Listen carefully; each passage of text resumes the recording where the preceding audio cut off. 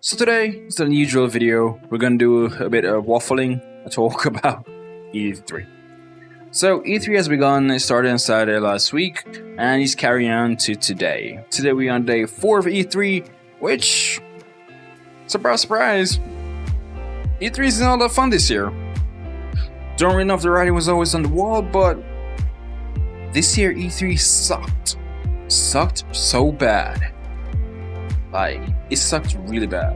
But really bad. If, for those of you that have taken a day off work, called in sick to watch E3, I apologize on the behalf of E3. Because they screwed you guys. Big time. So, E3 is all about the celebration of gaming, right? But this year, E3 seemed to be about quotas, making something seem more than what it is. So, most of the things that happen at E3, you could say you could cut it out, get rid of it, throw it in garbage, and it would never made a lick of a difference. And bright side is you probably could have cut down E3 to about 2 days. Because most of the stuff that they're showing at E3 is basically filler moments, not really anything substantial in terms of are even important, or in terms of when I refer to gaming, or even games that are about to come out from the companies that we love. And companies that have took part in E3 so far have not really shown anything to get excited about that much. The biggest offend, well, I want to say not half, because Microsoft and Bethesda has shown some great stuff. They've really shown some great stuff, and Square Enix too, yeah, they have shown a few stuff that I actually like. Some stuff I don't, but a few stuff that I actually like. We're gonna get into that. But the simple point of the matter is, companies like Ubisoft, Gearbox, even Take-Two, you could have skipped E3 and saved us some time. Because, to be honest, what Ubisoft shown, they have not shown anything. Well, that's a lie. They did show Avatar. They did show that, and that was somewhat new. But for the most part, they haven't really shown anything new. Like, they're showing a new expansion or new thing for Rainbow Six Siege, and that's cool and all. But what? That's all you got. That's all you got for us at the E3. Rainbow Six Siege. Oh, not Siege. Rainbow Six Extraction. Rainbow Six Extraction and Avatar. Everything else that they have shown is updated to existing titles that is already out, and we don't even care. We have zero care in the world about those stuff.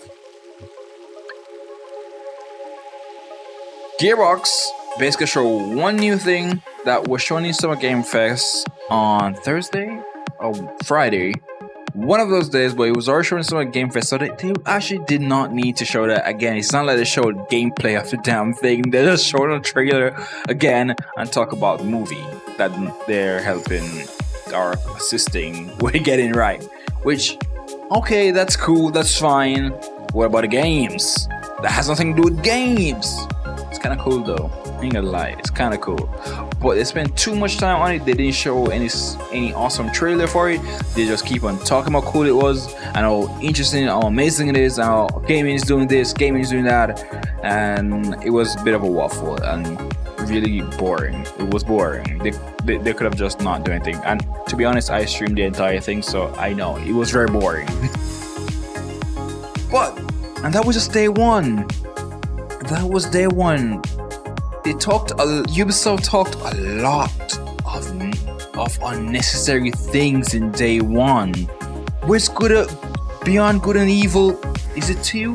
Where's Beyond Good and Evil 2? People are clamming and waiting for that you have announced and teased all this time. Where is that game? Instead of showing Just Dance, which anybody who really play games don't give a damn about Just Dance. We don't. And if anybody in comments care about Just Dance, let me know. But to be honest, no one cares about Just Dance that much. Like, if they had never shown Just Dance, it wouldn't make a lick of difference to you. No one cares. What French toast? No one cares about Just Dance. So it was a bit of a letdown that they even spent so long just to show that. And I waited a good amount of time for that showcase. So day one showcase was pretty darn disappointing. It was lame, it was boring, it was drawn out with absolutely no reason, and it was just stupid and a waste of my goddamn time for the most part. Which leads us to day 2. Day 2 had Microsoft, Bethesda, and Square Enix. 2 heavy hitters champions, so you know we're expecting some good stuff. The pre-show was alright. A lot of talking, a lot of waffling. A lot of waffling and talking unnecessarily, talking about everything that I would only call feelings. They were discussing feelings. And to be honest, it was pretty darn boring. It was pretty darn lame. But for the most part about it is we'll live through and we'll get to the Microsoft and Bethesda showcase, which was absolutely a redeeming quality for E3. They were awesome. Microsoft and Bethesda brought their A game. They shown games that we have never seen before. Some games, a few games that were already out and expansions, fine. But there were games that I was genuinely excited for. Halo Infinite. They showed the updates that they made, even though that's a game that we already knew about, but still was awesome. Relatively, it was really awesome to see it, to be honest. Announcing that the multiplayer would be free, even though most of us already knew that already, but it was still awesome that they said it. What else they did? They announced a bunch of other stuff that probably some of them were already released already, but it was just coming to Game Pass, and some of them was not yet released to be coming to Game Pass, like Redfall, Back 4 Blood, all those stuff. It was amazing to see Microsoft and Bethesda carry that through, and Starfield looked great, but Todd Howard has a reputation of showing us trailers and then the game sucks, so we will see. But the trailer looked great though. The cinematic trailer, it looked wonderful and phenomenal. I can't wait to play it and see what it's all about. So Microsoft get a 7 out of 10 for their presentation. It was really good, really put together, show us a lot of games, didn't really waste our time. They knew why we were here and knew what we came for. Games. And then we break for a good a chunk of time that was basically waffling. They were basically talking very unnecessarily. They were talking a bit too much. And then Square Enix showcase started. Square Enix showcase started with I think it was Guardians Galaxy as the first one, which was really meh to say the least. It was really it was okay. It was okay. It wasn't anything right on about, but it was okay. I'm looking forward to play it, but it looked kind of crappy. But we will see if the final product is any better, or if the other trailer that comes out before the game comes out wows me. But for now, it looks okay. For the most part, it looks fine.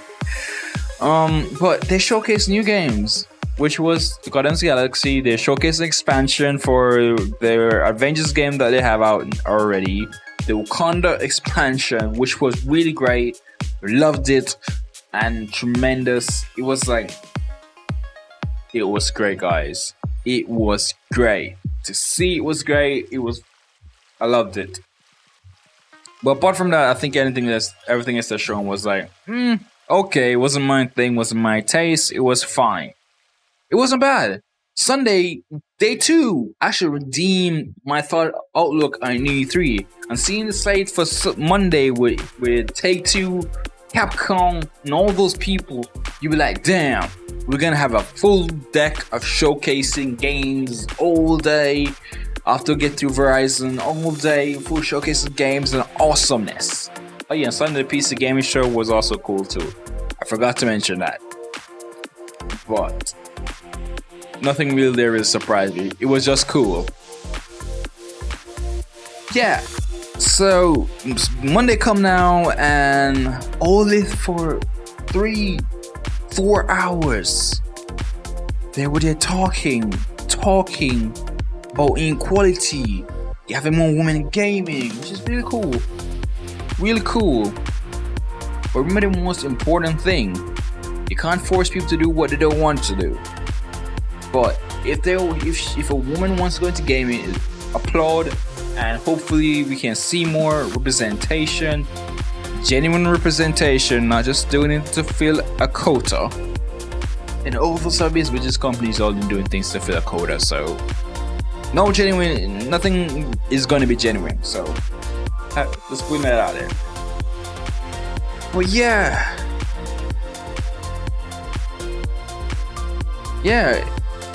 it was a bit of waffling there,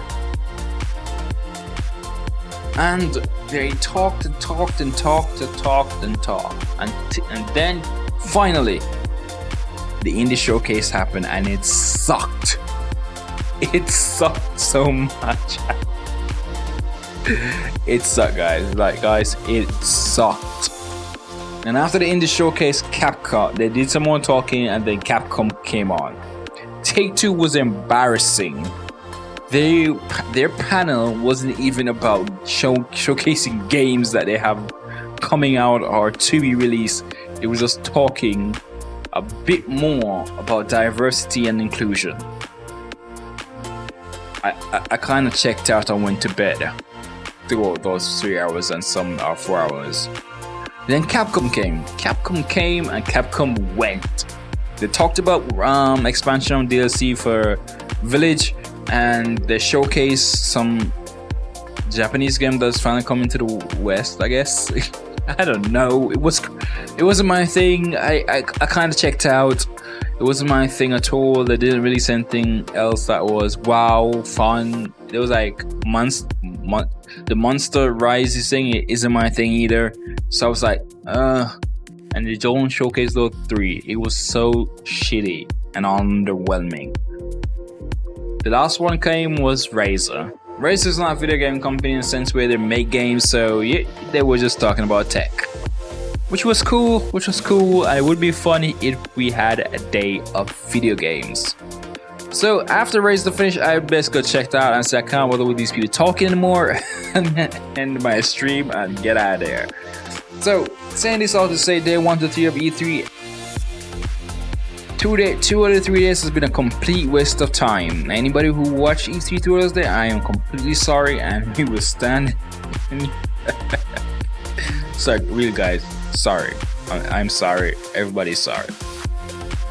We apologize that you wasted your time, and I wasted my time streaming up that thing. But hopefully, I don't know. Is this a sign that E3 is now shit and we should avoid it? I guess we'll see if day 4 is any better then I do a review, and day 4 just to make fun of it. But so far E3 for day 1 to 3. Microsoft, good job. Square Enix, fine. You were fine. You showed something new. Ubisoft, I don't know why you were there. They did show Avatar though, so that was good. Capcom, you should have stayed home. We could have found out about the DLC soon in an email or something. Gearbox, I don't know why you were there, Randy. I don't know why you were there. You should have been home. I'm not there at all. So E3 should have ended in 2 days. Guys, that's just my synopsis and what I believe. So, without further ado, guys, this is the end of the video. If you like my ranting and waffling, hit the like button and subscribe to the channel for more content like this. If you did enjoy it, I will be making more, because day 4 E3 reviews coming soon, probably tomorrow. And without further ado, guys, also hit the bell icon when you hit that subscribe button also, and leave a comment down below telling me how much you loved E3. Did you love E3? Because I know you sure did. And regardless, if you don't like my voice, let me also know. Peace, love, Gamelander, out. I've been watching you with dark eyes every night, counting up your sins. I keep a list and checking it twice. I know where you've been, I smell the sin, and you're looking